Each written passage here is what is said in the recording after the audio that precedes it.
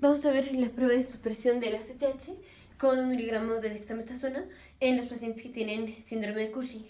Entonces, ya en el video anterior vimos que para hacer diagnóstico de síndrome de Cushing tenemos que primero confirmar que el paciente tiene síndrome de Cushing.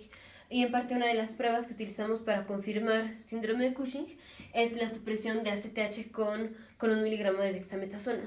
Y aquí la prueba va a estar anormal. Entonces, primero vamos a ver lo normal, cómo va a ser la prueba de supresión de ACTH con 1 miligramo de dexametasona en una persona normal y luego en el paciente que tiene síndrome de Cushing. Entonces, tenemos el hipotálamo, aquí está la pituitaria y aquí están los riñones y arriba de los riñones están las glándulas suprarrenales.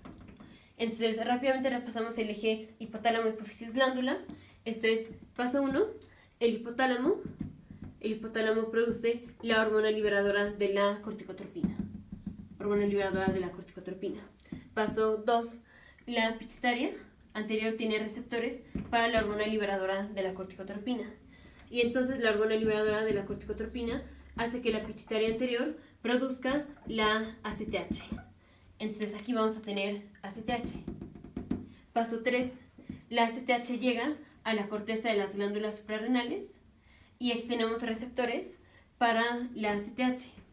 Entonces, esto va a hacer que específicamente la zona fasciculada de la corteza de las glándulas suprarrenales produzca la ACTH.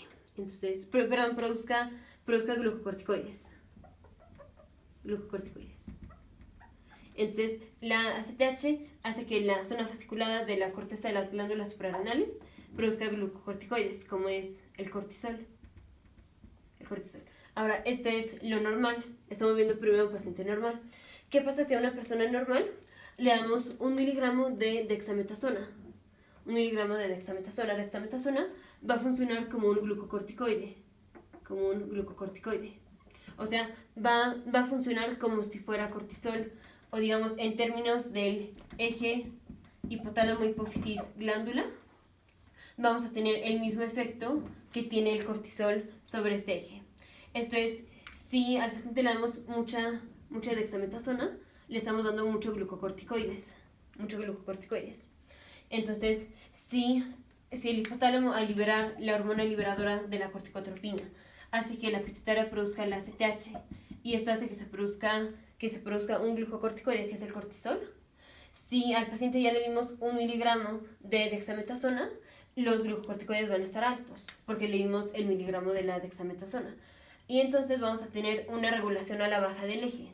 Esto es, cuando al paciente le damos 1 miligramo de dexametasona, vamos a tener una disminución de la liberación de la hormona liberadora de la corticotropina.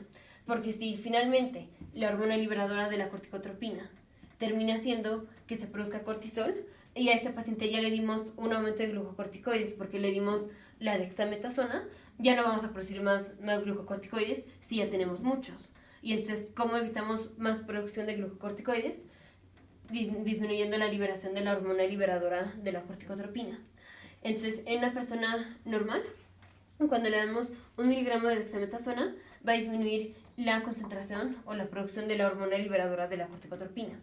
Y si la hormona liberadora de la corticotropina disminuye, entonces vamos a tener una disminución de la estimulación a la pituitaria. Entonces, la pituitaria no va a estar estimulada a producir ACTH y entonces va a disminuir la concentración de ACTH. Y si disminuye la concentración de ACTH, no vamos a tener estimulación de la corteza de las glándulas suprarrenales a que se produzca cortisol. Entonces, la concentración de cortisol va a disminuir. Entonces, digamos, tenemos una persona normal, le medimos la concentración de cortisol y después de eso le damos 1 miligramo de dexametasona. Después de que le damos 1 miligramo de dexametasona, vamos a tener este efecto: inhibición de la liberación de la hormona liberadora de la corticotropina, disminución de la ACTH y por tanto disminución de cortisol. Entonces, después de que a una persona normal le damos 1 miligramo de dexametasona, vamos a tener una disminución del cortisol. Y esta es la respuesta normal. A esto se le llama supresión de la ACTH con dosis bajas de dexametasona. Dosis bajas es 1 miligramo. Eso es porque como le dimos 1 miligramo al paciente de dexametasona, se suprimió la hormona liberadora de la corticotropina y por tanto la ACTH. Entonces, ¿qué pasó? Supresión de la ACTH con dosis baja de dexametasona. Eso es lo normal.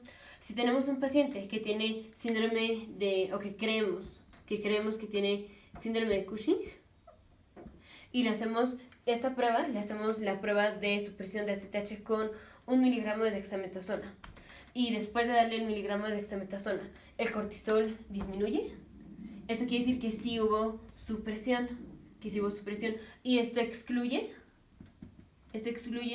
síndrome de Cushing.